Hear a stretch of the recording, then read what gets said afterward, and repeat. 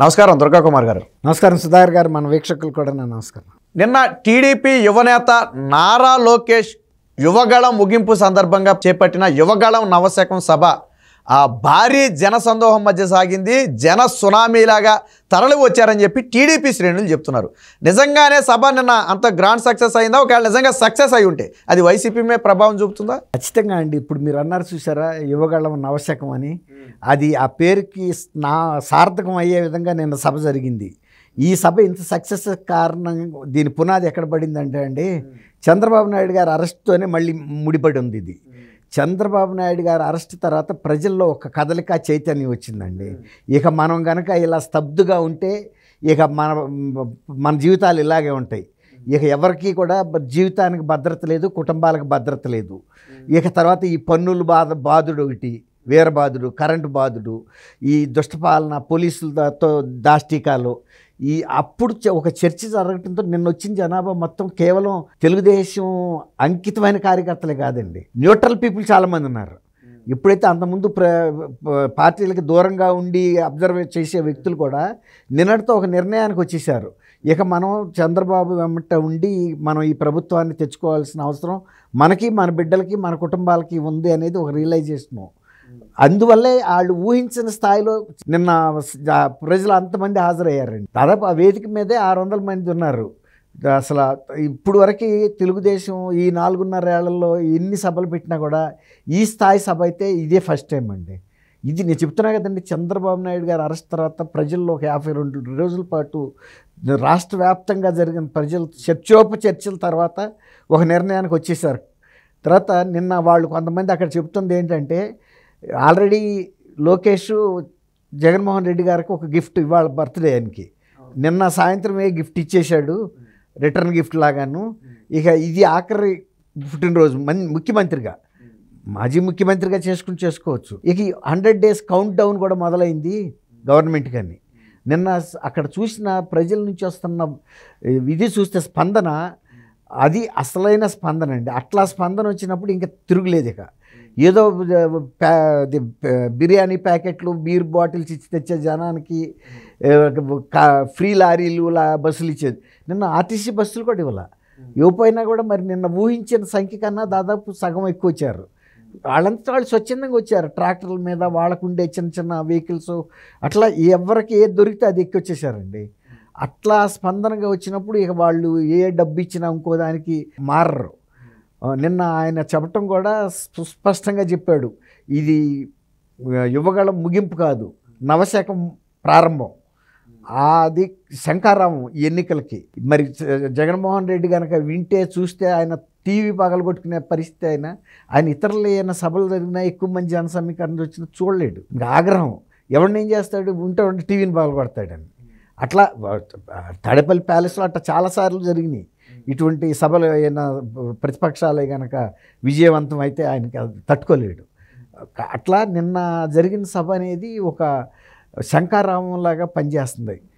ఇది ఖచ్చితంగా ఒక ఈ లోకేష్ గారి రాజకీయ జీవితంలో కూడా ఒక మలుపురాయని చెప్పాలి. ఇది ఆయన కష్టపడినందుకు, తర్వాత ఇంత సక్సెస్లో ఆయన్ని పార్టిసిపేషన్, ఇప్పుడు ఎవరి విజయోత్సవ సభ వాళ్ళు జరుపుకోవటం కాదండి, మిత్రులతోనూ శ్రేయభిలాషులతోనూ కలిపి చేసుకునే విజయోత్సవ సభే నిజమైన విజయోత్సవ సభ. నిన్న ఆ మాట ఈయన పవన్ కళ్యాణ్ గారు అన్నాడు.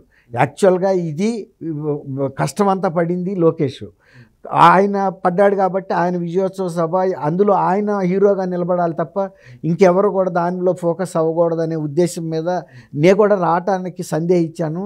కానీ నా సందేహాలను పటాపంచలు చేస్తా తమ్ముడు లోకేష్ కానీ, చంద్రబాబు నాయుడు గారు కానీ నన్ను ఆహ్వానించిన తీరు, పిలిచిన తీరు, ఆత్మీయత, హృదయపూర్వకంగా పిలిచిన పిలుపు నన్ను కదిలించింది.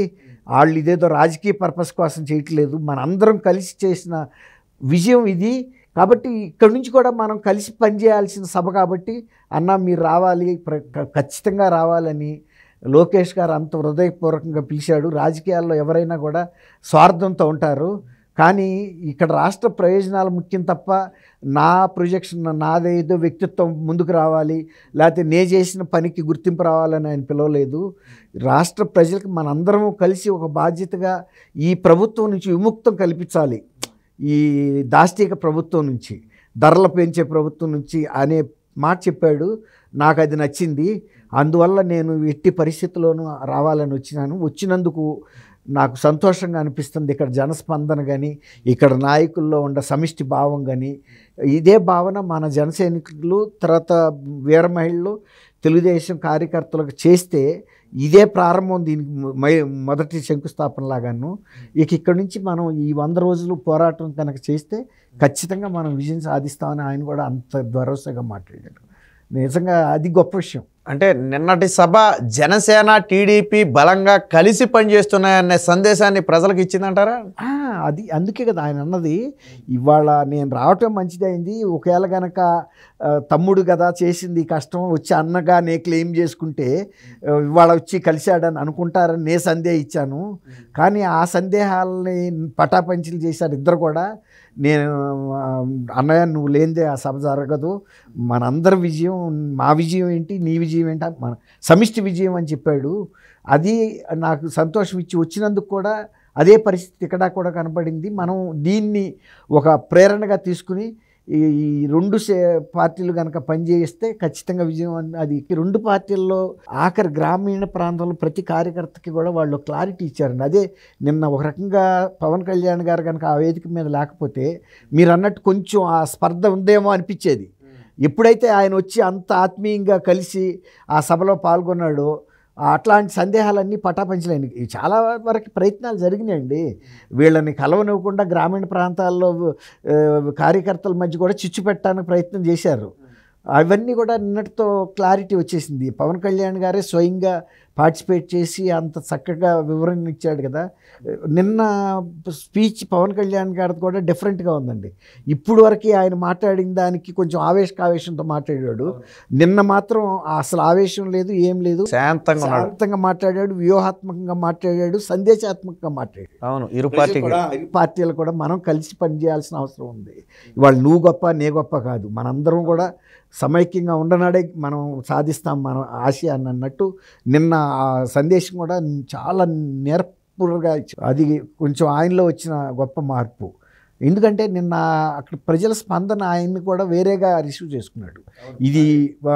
ఇది ఎవరో అసలు ఎలాంటి సభ ఎక్కడ లేదని చెప్తున్నారు. అదే ఆయన కూడా గ్రహించాడు, ఇది సమీకరణ చేసి డబ్బులు ఇచ్చి బీరు బ్రాందీ బాటిల్స్ ఇచ్చి తెచ్చిన సభ కాదు, ప్రజలు ఇంత స్వచ్ఛందంగా కదిలొచ్చారనేది ఆయన ఆ స్పందనలోనే గమనించాడు.